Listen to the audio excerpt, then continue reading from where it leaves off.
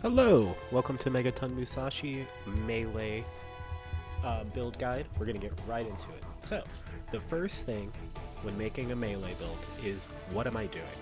So we're going to just take a basic example here. We're going to do Giant Shadows Overplay. This is what I'm doing. I'm going to do Megaton 2. And we're going to head in and start customizing. So, first and foremost, we're fighting a dude who is weak to, seems to be slash. So we want B, that's power slash. So we'll start there. So let's start with our pilot, the guy who's piloting our thing. Go to customization first, excuse me. And let's start with who's piloting it. So first and foremost, we know he's weak to slash. So what weapon am I using? So let's go even a step deeper. Okay, so we already have a dual sword setup. So I'm just gonna keep it here. I currently have just some iconic legendaries I had lying around. These are nothing crazy, I'm not min-maxed or anything. These simply are just stuff I had lying around that I put things on as an example of just equipment I have. I have iconic legendary 2 and legendary 2 stuff, but we're gonna stay like here for now to represent people stepping into Megaton 2 difficulty. So with that, I have this iconic legendary, the rest of these are iconic legendary 2s. I'm going to pretend they don't exist. I'm going to do dual swords for this boss. This is already the right element. That's slash power, I believe. It's been a hot minute. And then we'll go with mods. So mods are your bread and butter of your experience. So what I usually recommend is critical percentage, like in my previous video. And then these are flex slots, like I also stated. And then there's weapon slots, like I didn't state. And the weapon slots can have like stuff that amplifies your damage, so this already has sword dance damage on here. Critical damage dealt, also another fantastic option. And these are upper blade damage that amplifiers, which I'm going to swap out for boost and evasion stuff, because I like boost and evasion things. It helps out a lot. Invincibility during dashes and such is very helpful.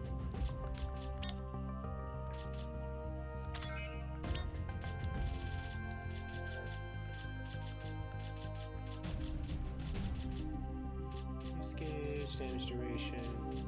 For this one, I highly recommend attack time. Attack time helps out a lot. Increases your overall damage when you just evade things. It's overall pretty good and fun. And the rest, I would just throw crit percentage on as the rest of your filler. So that's what I'm going to do. Head over to the critical rate in the menu. It's like I got a bunch of these already equipped, you know. Now there's a certain point where I might not use these and I'll do critical damage dealt instead actually here. Because critical damage dealt, also pretty fantastic, just an overall increase in damage. The overall vibe of increasing your damage in this game is all the small things that add to one big thing, and we'll see that as we go. So that's the weapon I'm using, those are the mods I'm using, this is the current frame I'm using, so we're going to go there. So what pilot am I using? So let's select our pilot and our pilot skills. So we're going to be using the main character here, and I'm going to set his skills up. So we've got, we're gonna head over to this menu.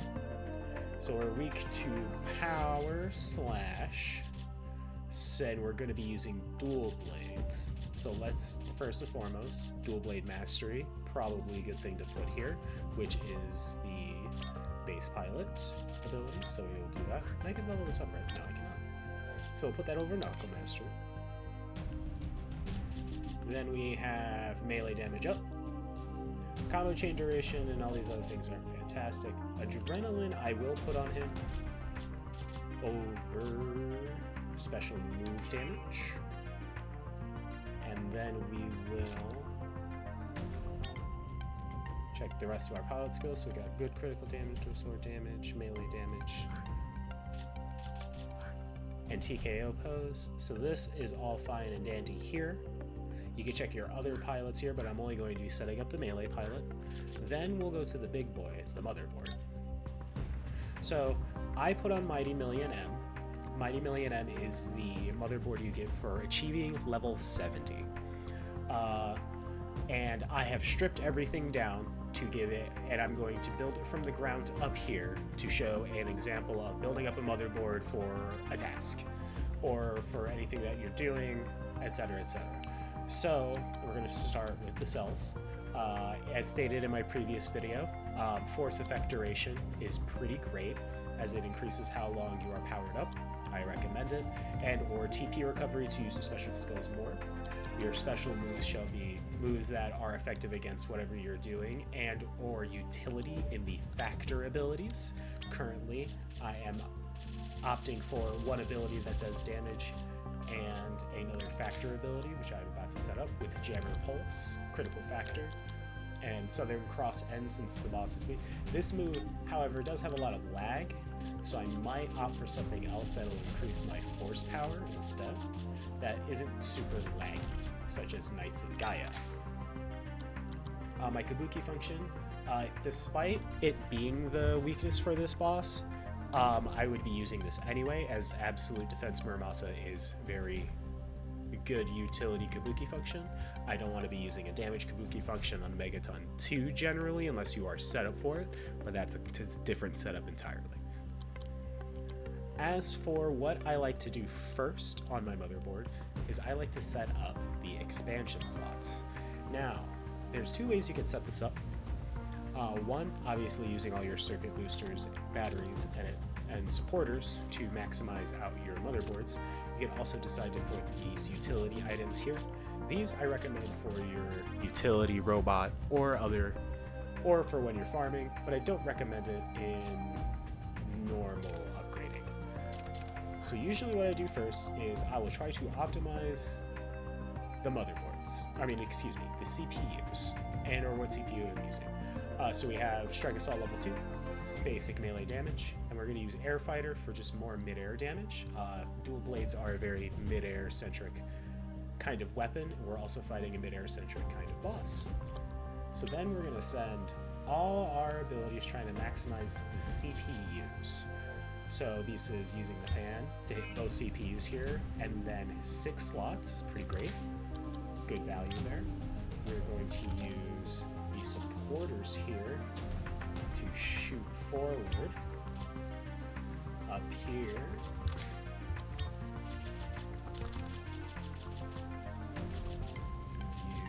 use the supporter here. We'll go ahead and make a big fan here. Show that CPU. We could have a long boy here.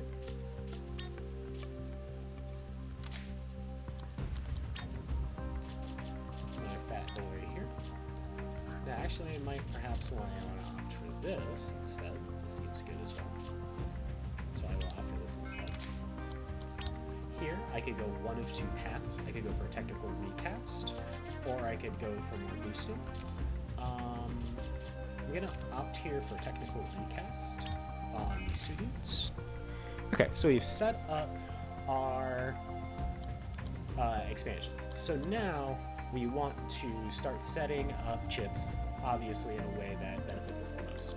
So here we have, obviously, level 3 circuit is 25%, so we want something that'll benefit most from here. Your strike up level 4, your critical up level 4s, your rush up level 4 if you're deciding to do a rush build, your crit ups, your specific attack ups, such as Sword Dance. This already scales really up. So I'm going to put Sword Dance up here because I'm going to be using Sword Dance with my dual blades. Boom, that's already a massive bonus. We will then go and check the rest out here. We don't really use charge attacks on dual blades all that much.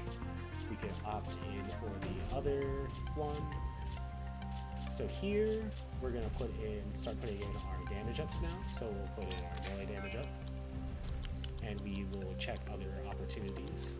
So the highest boost area here will be right here in the middle with these two guys. So we're going to try to find something to put here. So these are battle chips. So these are generally associated with ranged and critical chance. So we're going to put the critical percentage over here. As you can see, I have critical rise 2A, which is very powerful.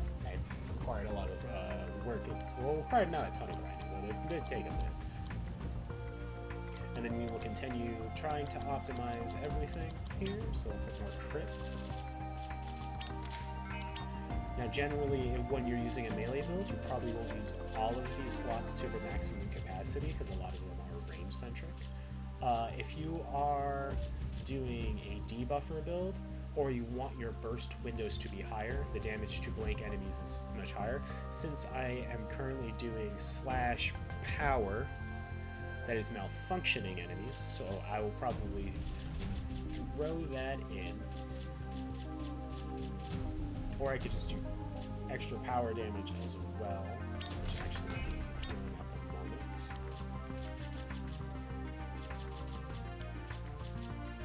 And then continue going from here.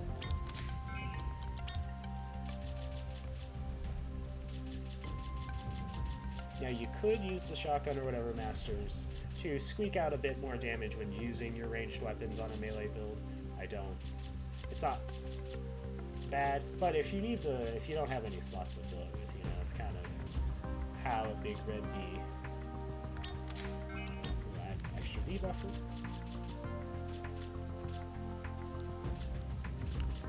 And oh yeah, mid-air melee damage is pretty fantastic for blue blades.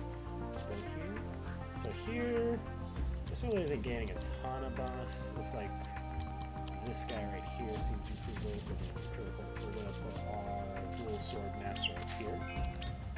And we'll start putting our critical up strikers here. Do not as much effect, unfortunately, but that's how it is. That's how it is.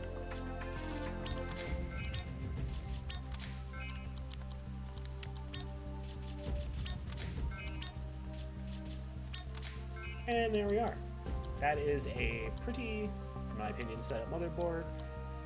Nothing particularly nuts about setting it up, just making sure all of the things are pointed at the things that you want boosted.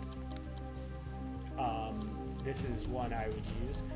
If you want to exchange Air Fighter, my recommendations are Triple Action Assault. Pretty fantastic for your rush builds and charge attack builds, if you're using it. There is another one in here. Combo Assault is basically another adrenaline. If you are using this, however, I recommend Combo Duration on your prefixes on your robot and on your pilot skill, just to squeak it out much better. Perfect Assault is another one I recommend, especially if you're using evasion chips. The TP gain is pretty nice, and I think I might use it myself right now. I will not worry about the neural board, and neither will you, as it is not that much of an impact on your overall efficiency at the moment. We talked about the pilot already. We know what weapon we're using. We know what we're fighting, and that is the melee setup. As for equipment, you could easily swap this out for a sword and shield, and essentially swap out the chips I put in for specific weapons for those specific weapons. Your ranged weapon is pretty much up to you. If you're going purely for power, I recommend a Hydro Bazooka in the element that is weak against, or something that benefits your set. So if you have a Musashi set, for example, every 30 hits you will regain health. So a shotgun that shoots all 30 of those pellets at once would be great for healing, or at least 15 so you fire twice. Currently I am just using this Megaton shot I picked up off the floor somewhere, as I don't really remember many ranged weapons because a lot of them end up kind of whelming other than the bazooka at times, but I have not explored all of them. As for the small things such as the adapters, these do not matter if you're looking for anything specific. I like the invincibility when your HP is at 1. It's a pretty great adapter. And that's what I would do when going into a setup. From here, I would probably set up my other guys as well, but since this was just a melee setup, I will leave it at here. I will show footage of me attempting this in another video, just to keep this short.